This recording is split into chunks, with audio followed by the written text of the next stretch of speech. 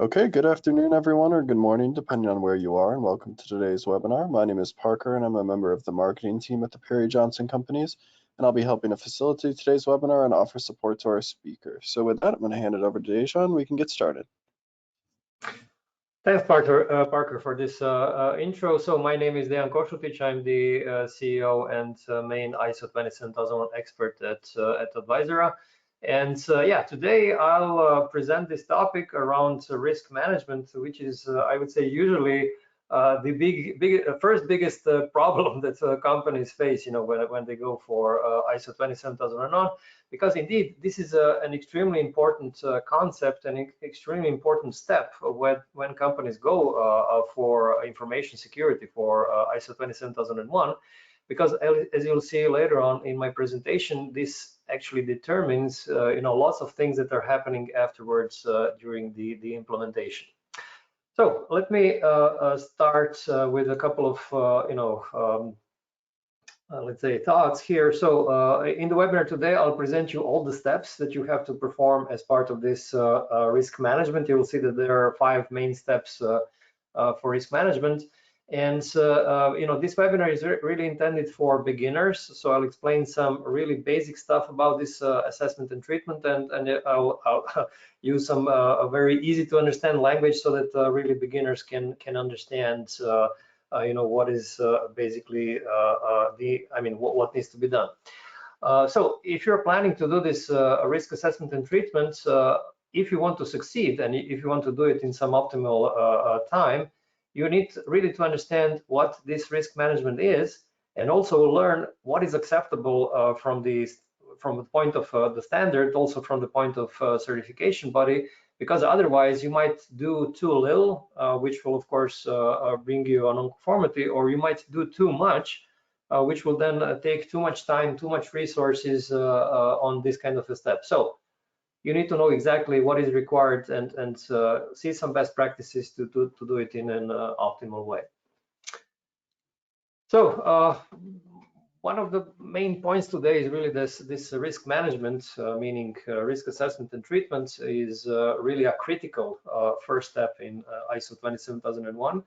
It's not really the first step. There are some other steps before risk management. So if you attended our webinar 2 weeks ago, you have probably noticed that there are some other smaller steps before risk management, but indeed risk management is the first bigger step in the implementation. And actually it determines everything that happens afterwards, because as you will see, when you define the risks, when you define these controls, then you actually know most of the things that you will be implementing further. And yeah, so let's see the agenda quickly, and I'll explain first what is this and why is this risk management important, what is the process of these 5 steps, and then I'll show you what are all the elements that are needed for risk assessment according to ISO 27001. You'll notice that there are 5 elements which are required. Then I'll show you some good practices on how to assess the assets, because I'll be showing you this asset-based methodology, which includes identifying the assets and then listing threats and vulnerabilities. And I'll also show you a couple of examples on how to assess the level of impact and likelihood. And also I'll show you an example of a risk assessment and treatment table, so you will see vividly how this looks like. And finally, I'll show you the 4 options for doing the risk treatment. So all in all, you will have a pretty good overview of what is required and how to do this in practice. Good. So first of all, why risk management? So as I already mentioned, this risk management is one of the key elements of basically implementation of 27001. And just to mention this, this risk management actually determines the controls. So once you so the purpose of the risk management is really to find out which bad things can happen, and then to determine how to decrease these risks by using these controls. So as you can see this in this diagram here, risk management directly leads to controls. And then you also have this third part, the measurement, which basically for which you measure if these controls have fulfilled, I would say, the expectations or the objectives that you have set. And these three things are I would say, very tightly related. Now, if you want to learn more about all these elements of information security management, then besides ISO 27001, which is obviously the main standard here, you can also go for a purchase. I mean, this risk ISO 27005. This is risk management standard. ISO 27002 is the standard about the implementation of controls, and 27004 is the standard about risk measurement of objectives. If you are doing this for the first time, if you're only beginning with this risk management for your own company, then ISO 27001 is more than enough. If you are a consultant who wants to build a career, based on this, then you should probably go for these other standards that I mentioned. Good. Now, what is this process? So, what are these 5 steps? First, you have to write down the methodology, and the methodology basically explains how you're going to implement this risk assessment and treatment in your company. Because if you don't have clear rules on how this is done, then most likely, everyone in the company will do this in a different way, and then you will get the results which are simply not comparable, not acceptable. Therefore, this is not something that can be used as a valid result. And then the next step is to do this risk assessment. So there are various methodologies to actually assess the risks. I'll show you this asset-based methodology in a couple of slides. And then you have to select the treatment, so how you actually handle this risk that you identified. And then the next step is to write this statement of applicability. Statement of applicability is basically a one document which lists all the controls from the Annex A. And in this document, you have to specify which of these controls is applicable, which one is not. And one of the main inputs into the statement of applicability are actually the controls that you identified in the step previous step, and this is the risk treatment. And finally, the final element of risk management is this risk treatment plan. This is a document where you have to specify all the controls that need to be implemented based on the statement of applicability, because in the statement of applicability, you might define as applicable controls that are already implemented, but also the controls that are not yet implemented. And then these controls that are not yet implemented are listed in the risk treatment plan. And you also have to list who is responsible for implementing these controls, what is the timing for these controls, what is the, let's say, what are the resources needed, and so on. So risk treatment plan, in effect, is a kind of an implementation plan. Now, what are actually these elements of risk assessment? Just to tell you here that these elements that I'll show you now are completely aligned, with this new revision of the standard, so the 2022 revision of ISO 27001. But also, actually, these elements are exactly the same in the old 2013 revision, so that there is no difference. And also, this whole thing that I'll show you is fully aligned with ISO 31000. This ISO 31000 is actually the standard that lists or defines how to manage risks on a corporate level. And this is not only for information security or for cybersecurity. This 31000 gives you a kind of a framework or on how you can manage different types of risks. So financial risks, market risks, security risks, and so on and so forth. Good. So according to 27001, you need to have these 5 elements. And the first one is risk identification. Risk identification basically means that you have to list all the risks. This is all to it. So you have to find out the way to do it. And I'll show you later on how this is done. Second thing that you need to have is risk owner. So you have to define who is actually responsible for each particular risk. Typically, this is some kind, this is a person, but this could also be a department, which I wouldn't really recommend. So, defining personal responsibility is always better. And then you have to define the impact. So if this risk materializes, how big the damage would be in terms of confidentiality, integrity, and availability. And you need to define the likelihood. So what is the, let's say, how likely is it that this kind of a risk is going to happen? Now, when it comes to risk identification, there is this methodology called asset-based methodology, which suggests that you list all the assets that you have and then threats and vulnerabilities related to these assets. However, this methodology is not mandatory. This is something that you can decide whether you want to use it or not. But what I can tell you is that in, I would say, large majority of cases, companies do go for this asset-based methodology because it's a mainstream and it's accepted everywhere. It's and shows the best results. When I say best results, it gives it basically balances the, I would say, optimal time to invest into this with good results, so that you're not missing anything important. Okay, anyway, so in the first row, you see these 4 elements. Now, the 5th mandatory element is this calculation or definition of the level of risk.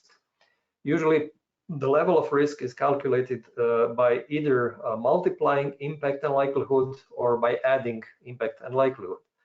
So if you have, let's say, a risk level of impact of level of 3, likelihood 4, so 3 times 4 would be 12, risk would be 12 if you use multiplication, or if you use addition, this would be 3 plus 4, 7. So each of these methods for calculating the level of risk is perfectly fine, acceptable by any of these standards, and it's basically doesn't really matter whether you use one or the other.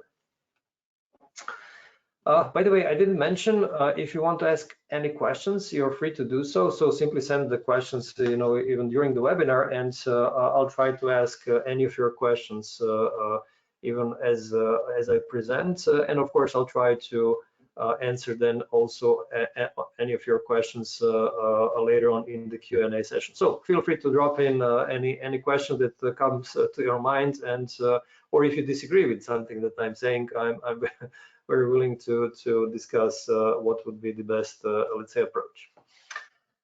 Good. Now, the question is really how to list, these assets and threats and vulnerabilities, and typically this is done like this. You have to basically list, all types of assets that you have within a company. So you might have hardware, like, laptops, physical servers, smartphones, these kind of things. Software, obviously, you're using probably lots of types of software, like, I don't know, Microsoft Office to, I don't know, PDF, these kind of things, and so on. Of course, you will have data itself. Now, data could be in digital form. Some data is still on paper, not much, but still there usually is. Now, there is also an infrastructure. Infrastructure is usually the, let's say, offices, but it could be also air conditioning. So, for example, if you have a data center with lots of servers in it, then you need also air conditioning to reduce the temperature. So this also becomes an asset that you need to protect if you want to make sure that there are no risks to your other hardware. People are also example of assets. I mean, in terms of information security, people are definitely assets, because if you they can, of course, influence your security by not being available, or by conducting some activities as well. So there are different types of assets, and you have to make sure that you listed at least these 5 types of assets. Now, I see that some questions are coming in. So a question from Eric, can risk be calculated using risk equals asset value times vulnerability value times threats value? This could also be done. This is another potential approach. In this case, of course, you have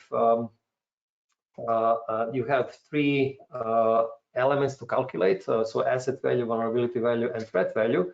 So this actually slows you down. So what I was showing in the previous slide was, I would say, the basic thing that you need to have according to the standard, so the 5 elements. Now, if you want to add another element, this would be 6 elements in total. This would, I would say, slow you down a little bit. So I would recommend that if you're really a small company, if you don't want to do it, if you do want to do it in a minimum amount of time, then you go with these 5 elements, as I explained.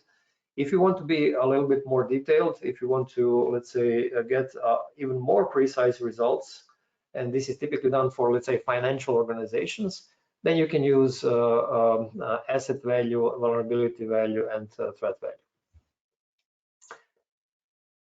Good. Another question from Anil. Can we have the copy of the presentation? So yes, so the call is from PJR. We'll send you the copy of the presentation after the webinar. And by the way, I forgot to send you, actually, there is this article on Advisera website which explains all of these things that I'm explaining today. So let me just send you this link. So just give me a second.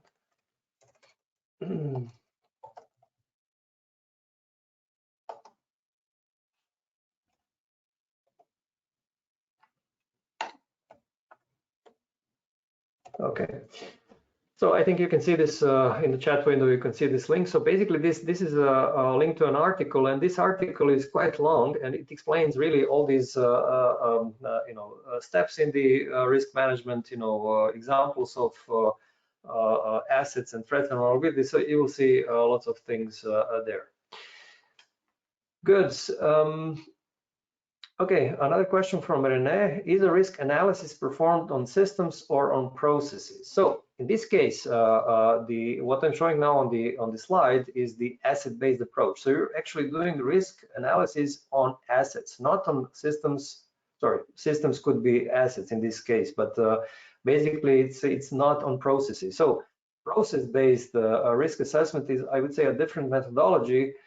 And it's okay if you do want to do it as well. I mean, this is allowed by the standard, but it's not very commonly used. It's not commonly used because it's more difficult to do rather than this asset-based. So asset-based approach is, I would say, easier, more common, and I would say it brings generally it presents better results. Good. Now. Once you have these assets, you should also define asset owners because it makes it actually easier to define next steps. Now, when you go for vulnerabilities, then you should actually define why the assets are not protected. So let me give you a couple of examples. So if you have, let's say, a physical server, then a lack of fire extinguishing system could be actually one of the vulnerabilities. So there is this asset which is not protected enough, so this is a vulnerability, right? Or you could have a software and there is this lack of antivirus software, so you're simply not having this software, so this is also a vulnerability related to software or to data.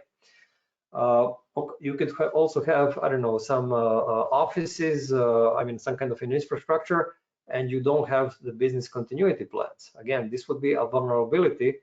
So basically, this is the question, the answer to the question, why are these assets vulnerable? You might have, I don't know, people or again offices as asset, and then you can have this lack of incident response procedures as a vulnerability. Or you could have, I don't know, your equipment like smartphones or servers or laptops, and then vulnerability would be that it's an obsolete equipment. For people, usually you have vulnerabilities like lack of replacement. So let's say that you have some important people in your company, but there is no one else to do their job. There is no one with this kind of knowledge or let's say capability to do so. So all of these examples are which kind of vulnerabilities you can list, and these are the things that you have to take into account. And a little bit later on in the webinar, I'll actually show you how you can speed up these things of listing assets and threats and vulnerabilities, I'll show you how to use the software actually to speed these things up. Okay, what about threats? Basically, the threats are something bad that can happen to these assets. For example, fire can happen to, let's say, your office because there is a vulnerability of lack of anti-suppression, fire suppression systems, right? Or you could have a computer virus. This is a threat. So here the related asset is, let's say, a software or data, digital data. And the vulnerability here is the lack of antivirus.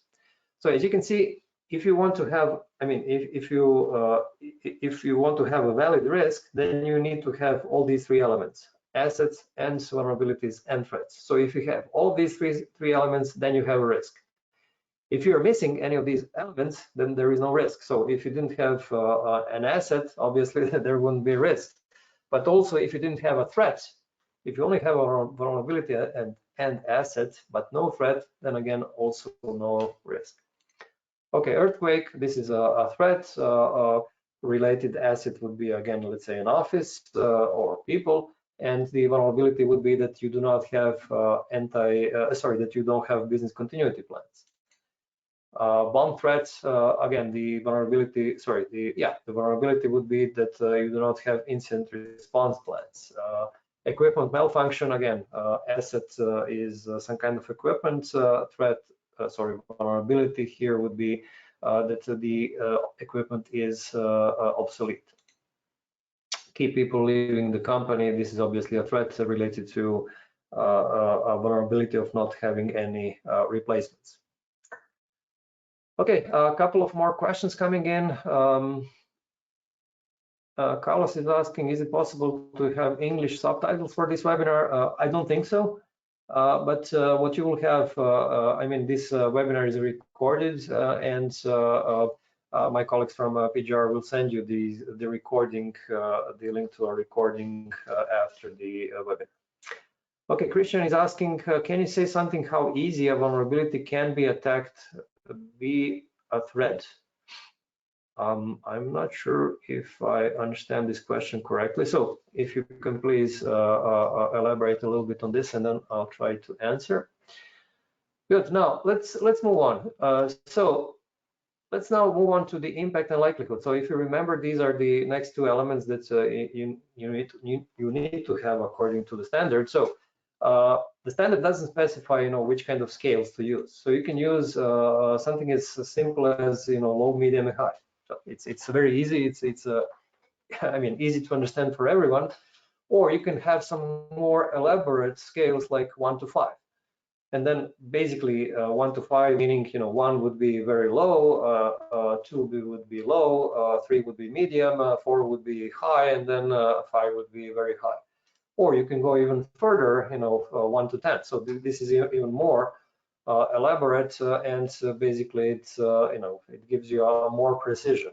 Now, what you have to bear in mind is that the bigger the scale is, the longer time is needed for doing the risk assessment, because it's again, the more choices there are, the more time people have to think about them. So if you want to do it quickly, if you're a smaller company, I would highly recommend that you go for this low, medium, and high. If you're a larger company, then yes, okay, fine. Think about a more, I would say, elaborate or bigger scales for doing the assessment. Okay, now what you see on the screen now is an example of a risk assessment table. So when you add all these things, all these elements up, how this could look like. So in the first row, you see the asset, a physical server, right? And you might have an owner, administrator of this server. And then the threat could be electricity outage, vulnerability that there is no UPS. UPS stands for uninterruptible power supply. Impact is pretty high, for likelihood rather low. And then if you use addition as a method for calculating risk, then 4 plus 2 is 6. And then for the same asset, you might have different threats, different vulnerabilities. So a threat fire, no fire extinguisher, high impact 5, likelihood a little bit higher 3, and then a risk of 8. And then, you know, it goes on and on. So this is how you would normally list the risks in your company. So if you have a contract in a paper form, right, a document, you might have the, I don't know, managing director is the owner, threat is unauthorized person access, and the vulnerability is that the contract is left on the table. It's pretty, I would say, common. And then 4 plus 4 is 8. Fire, again, no fire protection. As you can see, it's basically the same threat and vulnerability as for the server. And then you might have an asset system administrator. In this case, this is a person, right? The owner would be head of the department for this particular person. And then threat would be accident, and so vulnerability is that no one else knows the passwords. In other words, there is no way to access some important systems. Impact would be very high, likelihood 8, likelihood 3, and risk 8. Okay, now, as you can see, the risk here is in 2 colors, green and red. And basically what the standard requires is that you define what is the acceptable level of risk. In other words, what are acceptable and what are unacceptable risks. And in this case, for this example, the acceptable risks are, you know, all up to the level of 6, whereas unacceptable risks are 7, 8, 9, and 10. And basically, this is how you distinguish between acceptable 6 and all the others which are unacceptable. Now, why is this important? Because actually this brings you to the next step where you have to define all the where you have to define you know, which kind of risks are you going to treat, because it's not possible that you treat all the risks. For example, if you're a smaller company of, I don't know, 10 employees, 20 employees, you might list, I don't know, 100 risks, maybe 200 risks, something like this. Now, it's not realistic that you will treat all of them. This would be too expensive. It wouldn't make sense. So you have to distinguish somehow between bigger and smaller risks. And in terms of 27001, these are called acceptable and not acceptable. So only the unacceptable risks actually go further into this risk treatment phase, which I'll show in this next in the next slide. Okay, Anil is asking, what is the ideal start and stop time of risk assessment for any project organization and so on? So there are no, you know, defined rules on how many risks you need to identify, but I would say that normally you would have I don't know, again, let's say that you are 10 employees. You might have, let's say, I don't know, 5, 10, 20 assets, and then for each of them, a couple of threats, couple of vulnerabilities. Typically, you know, these kind of smaller companies come up to 100 risks or so.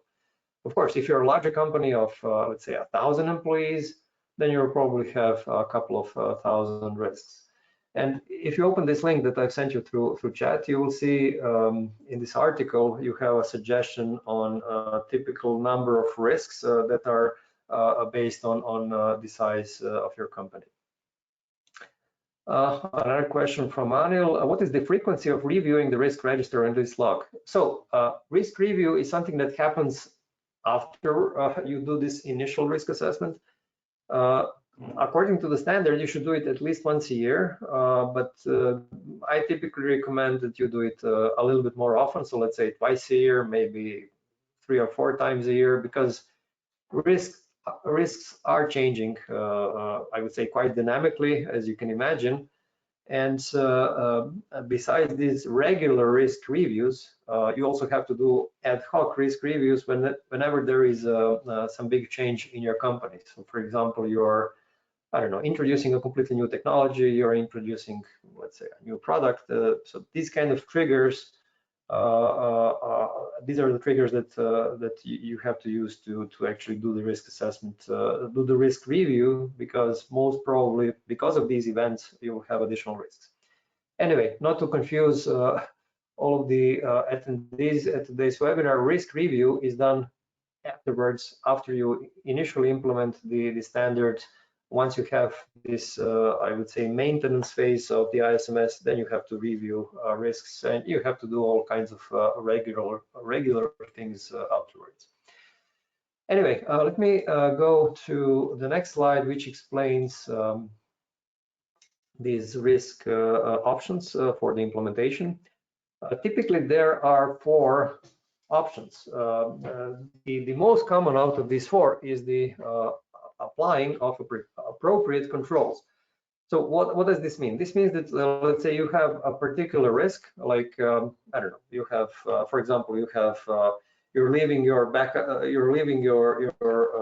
laptop in a car. This is obviously a risk, right? There is lots of things can go wrong, including that someone will break in. So then you have to figure out what are the controls that you want to use to decrease this risk. So one control might be that you have a strong password. Another control might be that you use encryption. Another control might be that you are, I don't know, introducing organizational rule, meaning a policy that you are not allowed to leave the laptop in a car. You might introduce, I don't know, some human resources controls, like, you know, training and awareness, these kind of things. So I'm just giving a couple of examples of which kind of different types of controls you can use for treating one risk. So this is what it means to apply appropriate controls. Another approach is to accept the risks. So let's say that you have a situation where a potential damage of a risk is, let's say, in total $20,000. Okay, so this is the let's say the biggest damage that can happen if this risk materializes. However, the cost of implementing all of these controls would be, let's say, $50,000. Okay, so the question is really how to I mean, what would you do? Because the implementation here would cost far more than the damage. In this case, you're actually not implementing these controls. In this case, you simply accept the risk. And here the explanation is, okay, fine, the damage is lower than the cost of the control. So this is why we accept the risk and do not implement controls. You can also avoid the risks. This is also one of the options. Now, how do you do it? Basically, avoiding the risk means that you are you're changing how you do your activities within the company, so that you know, risk is completely avoided. So, for example, you might I don't know. For example, you might realize that there are very big risks because you're allowing the employees to use their own devices. Okay.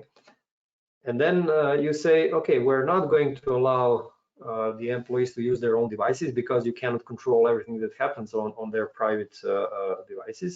And then you say, okay, we are introducing official, I mean, company laptops, company smartphones. We are giving them out to our employees so that they are actually using these kind of devices. And this kind of activity completely changes the risks, because now you can actually control these devices. In other words, you are actually avoiding the risks because you changed how the things are done within the company. And another option is transfer the risk. This is, for example, when you have, let's say, a physical server. Okay, it costs, I don't know, a couple of $1,000s, and then you insure it against some risks like fire or earthquake, these kind of things. And then if this risk really materializes, then the insurance company will pay you for the damage, which means that you have actually transferred the risk to a third party. So this is something that this is I mean, this is all about. Now, you have to keep in mind that when you do this transfer of risks, I mean, you can insure the physical value of the server, but it's very hard to insure the, let's say, value of the data that you have and the problems that you might have because of this kind of a risk. So transferring the risk, I would say, works only partially, not for the whole problem.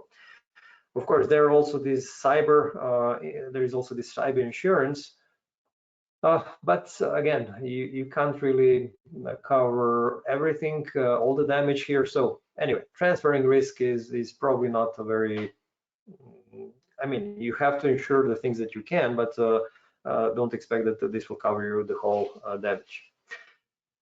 Okay, so in general, so these are the treatment options, and now you might, wonder, okay, how can I do it in practice? I mean, what is the way really to speed the things up, with all these assets and threats and vulnerabilities and these risk treatment options? So I'll briefly show you how to use a software to actually speed the things up. So let me switch my screen. Just give me a second, please. Okay, so I hope you can see the risk register now. I'm showing you this. So let me see. Yeah, I think you should be able to see this risk register on the screen. So yeah, this is a software called Conformio, but there are many other providers of this kind of risk software in the market. This one is provided by our own company, but again, similar functionalities you'll probably find in other software as well. So as you can see here in the first step, you have to list the assets. So basically, you have this catalog of selecting all the assets that might be appropriate for a company. So it speeds things up. And when you move on to the next step, you see all the related vulnerabilities for these particular assets. So you can select, any of these vulnerabilities and simply move on to the next step. Of course, I'm skipping many of these things because it would take more time if I really did, click all the items that are, I would say, appropriate. When you go for the next step, you have threats. Then again, you have to, select what are the threats which are related directly to these vulnerabilities and assets. Of course, only the relevant threats are displayed for each vulnerability. So it's not like you have, I don't know, thousands of threats and vulnerabilities displayed randomly. Only the ones that are actually relevant for the asset or for the combination of assets and vulnerabilities. When you move on next, you see actually the evaluation part. So this is where you actually have to assess, the level of impact and likelihood. Again, the scales are used here, and the risk is automatically calculated. And then when you move next, you see you actually have to review all the risks, and then comes the treatment part. This is where the software automatically suggests, based on the particular risk that you have, so a combination of assets and vulnerabilities and threats, then the software automatically suggests you first the treatment options and then the controls, which you can actually use to decrease these risks, and it also calculates the residual risk. And then the next step would be that risk owners actually approve these risks. So what I just wanted to show you here is really that this kind of a process is done more easily, if you have some kind of a tool. Again, we are not the only providers here. There are also other very good software in the market, and just think about it. Google it, and so you might find lots of good solutions for risk management. This particular one that you were seeing is called Conformio, and it's specifically made for smaller companies. So it's kind of scaled down to a smaller company, so it's not too complicated. Good. Now let me move on to the next slide. So let me do a conclusion here, and then I'll move on to your questions. So I see that there are some questions coming in, which is great. So I would say, if you focus on these mandatory elements of risk assessment and treatment only, without trying to push some, I would say, unnecessary things into it, then you can complete, this risk management in a rather short or optimal time. And I would say this is something that is really, I would say, recommendable that you do. So you can always make things more complicated. I mean, this part is easy. Making things complicated is easy, but making them simple is not as easy. And this is why I was showing, these mandatory 5 elements, the minimum that you need to have. This is why I'm showing you these, let's say, smaller scales for assessment rather than larger ones, because it doesn't make sense to spend too much time on this. I think you have to do it properly, but you have to do, let's say, for the optimum that is really needed for doing this right. Good. Now let's move on to the Q&A. So let me go one by one. So a question from Ashraf. There is another option of risk treatment according to ISO 27005, retain risk. So basically, retaining risk is basically the same as accepting the risk. It depends really on the how you call it. It's more about the terminology. And by the way, these risk treatment options, the four one that I presented, are not the only one. There are some others that I didn't mention, but which are much they're not used very often. So I try to stick to the ones that are most often used. Okay, Joseph is asking, now that we are seeing more in virtual or cloud environment, how can we address the risk assessment in terms of server in the cloud or virtual data in the on information security? So again, you're using the same methodology. So for example, let me take my own company, Advisera. So we have this website, obviously advisera.com, a huge number of visitors there, and for us, it's crucial that this website and this web server is obviously working fine. So what are the risks? Or sorry, what is the asset there? So we have the as our asset, we have this virtual server, which is basically showing this website as an asset. What is a threat? A threat would be that there is, let's say, a slow display of the web pages, or that there is a complete disruption, so that there is an outage. So these kind of threats. What is a vulnerability? Okay, we might have, let's say, too little capacity for this web server. We might have, let's say, old software which is not patched. We might have, I don't know, we might have not do the backup. This would be also the vulnerability, these kind of things. So once you start doing the risk assessment in this way, you can actually do it for any kind of a cloud asset that you have, and it works. So again, you simply go and do it in this way, and it works fine. Good. Now let me just move on with another question.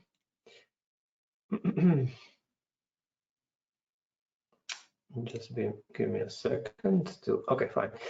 Stefan is asking, do you have tips if we have multiple management systems, ISO 42001 and so on? So from my experience, it's, I mean, my company is also dealing with ISO 9001, 14001, and so on. And when talking to my colleagues for these other standards, we try to figure out what would be a kind of common risk assessment methodology for all these standards together. And what we concluded is that this part is very hard to integrate. In other words, in our opinion, it's better to use a different risk assessment methodology for, let's say, cybersecurity, a different one for quality management, a different one for environmental, and also this goes for 42001, which is the standard for artificial intelligence. So the way you assess the risks there related to AI, I would say the methods would be different from information security. So I'm not sure if this satisfies you, but again, this is what we realized, when speaking about different types of management systems. Okay, Eric is asking, are there risk treatment options similar to 4T model of treat, terminate, transfer, and tolerate? So again, this is basically only the different ways to call what I was showing you. So transfer risk, tolerate, this is accept the risk, treat the risk, this is decrease the risk. So it's basically all these terms are the same thing. Only the terminology, I mean, they have the same meaning, only the different words. Carlos is asking, can you explain what is the residual risk? So residual risk is basically the amount of risk that you have after you have the treatment. So let's say, okay, this example of your laptop in a car, after you apply, these several controls that I mentioned, like, backup encryption, I don't know, passwords, these policies, trainings, and so on. So let's say that you had a risk of, let's say, I don't know, 9 in the beginning, but when you applied all of these controls, you actually your risk dropped to, let's say, 3 or 4. This value of 3 or 4 or whatever is a residual risk. Okay, Renee is asking, is MAP good a good model for risk analysis and how to use it in a small company?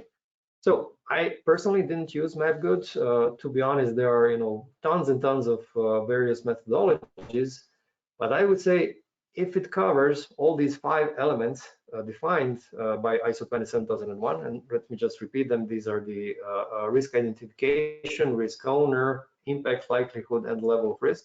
If it does cover these 5 elements, then it's good. If it doesn't have, then it's not very good for 27001. Carlos is asking, we are a company in Latin America. Is Conformio available in Spanish so the customers can get the interface and the recommendations in this language? Yeah, now we are translating Conformio. It's currently in English only, but we are now translating it into several major European languages, so into Spanish, German, Dutch, French. So what you will see in a couple of months is the coverage of all these languages. Renee is asking, how does MapGood relate to Conformio? Again, I'm not familiar with this methodology, so I couldn't say. Renee is asking, can I use Conformio as a consultant for multiple clients with one license? Yes, actually, we have this version of Conformio, which is, we call it Conformio for Consultants, where you use actually one interface where you handle a couple of clients. Amber is asking, how do we integrate or map the controls now from Annex A to this risk assessment? Let me read the question again. How do we integrate or map the controls now from the Annex A to this risk assessment? Well, if you remember the Conformio when I was showing this, so basically you have the risk. So let's say, okay, let's go back to my example of leaving the laptop in a car. Once you understand what this risk is, then you have to figure out what would be the most logical control. So okay, if I'm leaving the laptop in a car, on the technical side, I want to protect the data with encryption. I want to, let's say, disable someone from accessing the laptop without a password. So these are 2 controls which are technical. I also want to present to this person that is leaving the laptop in a car that is not very clever to do so. So okay, you do some training. You want to introduce some more strict rules, so you're introducing a procedure for doing this. So you have to figure out what are the most appropriate controls for this particular risk. And you do this by simply going through I mean, if you're not using a software like Conformio, you simply are using you're simply reading the standard and figuring out what would be the most appropriate for this particular risk. Gunter is asking, do you consider outsourcing of risks as a transfer of risk? Now, I'm not sure what you mean by outsourcing of risks, but if you're outsourcing, for example, software development, this doesn't mean that you're outsourcing the risks as well, because you're still responsible for whatever software that you're developing. So let's say that your company is a SaaS company, but you have a couple of subcontractors that are, software developers that are not employed by your company, but they're, let's say, third parties. And whatever these external software developers do, your company is still the one that is actually bearing the risk. So you are outsourcing part of your activities, but you cannot outsource these risks to a third party. So it's not the same thing as a risk transfer. Okay, Stefan is asking, in a startup, who does what? CISO, regulatory manager, and so on. Well, if you're working in a startup, then everyone does everything. This is typically in a very small startup companies. But seriously, this depends basically on the size of the company. So, for example, we have companies of, let's say, 3 employees who are using Conformio for complying with 27001. And it's doable, I can tell you, it works. But obviously, in this kind of very small, extremely small company, I mean, the CEO is doing, most of the things. He's the CEO, the main programmer, and also the CIO and also the security officer, because the other two guys are, I don't know, like customer support and marketing. So it's it really depends on the size of the company. On the other hand, if you have a large company, of course, it's let's say a couple of thousand employees, of course that you will have a CISO, Chief Information Security Officer. You might actually have a couple of people in the security departments, and you would have a completely separate compliance department and these kind of things. So you have to view these things in perspective of the size and I would say the maturity of a company. And especially if you have an organization in a regulated industry, especially the financial organizations. So financial organizations need to have these roles separate by the law. So it's the financial laws and regulations are actually forcing them to have these things separate. Okay, Leslie is asking, if you put a risk treatment in place, does it have to lower the risk, like from high to lower? Can it still remain high? Yes, in some cases you will, I mean, define some controls, but then it might turn out that they are influencing only the likelihood. And by the way, this is in the majority of cases. It's very hard to decrease the level of impact.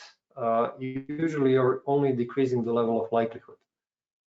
So, I mean, it's probably a topic for a separate webinar, but my point is here that sometimes, in some cases, you will be able to decrease the impact in very, let's say, smaller number of cases. In more number of cases, you will be able to decrease the level of likelihood.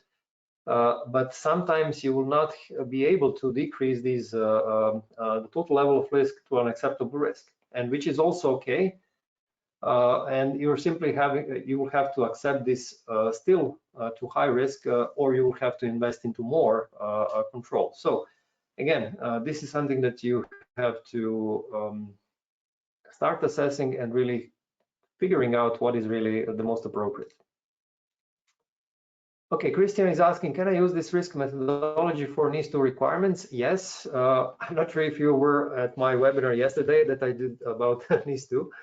But definitely, it's something that can be done because, as I explained in this NIS2 webinar, by the way, for other attendees here, NIS2 is a new EU cybersecurity regulation, which will be applicable not to all companies, but to these critical infrastructure companies, something like 100,000 companies in Europe.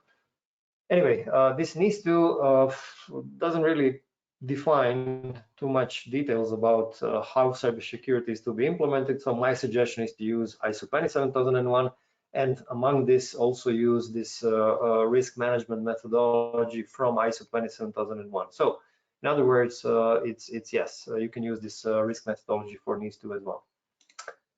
Carlos is asking, can you share with us the template to do an initial risk assessment in a company that is starting to implement policies and procedures based on ISO 27001? So basically, in the one of the slides in this presentation was this risk assessment template. So if you remember, this was the table with assets and then owner and vulnerability and threat and then impact and likelihood. So basically, this is it. By the way, you can also sign up for a free trial of this Conformia software, and then you can go through the whole thing. I think it's 14-day free trial, and you can try it out and then play around with this risk register as much as you want. Okay, Hugh is asking, do you consider writing an access database software development? I'm not sure if I understand this question. So do you understand writing an access database software development? So I'm sorry, it's doesn't seem to be related to security. Anyway, this was the last question for today. So let me wrap up the webinar. So thank you a lot for attending the webinar, and thanks to PGR for organizing this very nice webinar with a very nice audience. So I hope this was helpful, and in any case, feel free to check out this article that I've sent on the website, on Advisera website, about this risk management. And this would be all. So Thanks very much, and I hope you have enjoyed and I hope that you have found this webinar useful. Bye bye.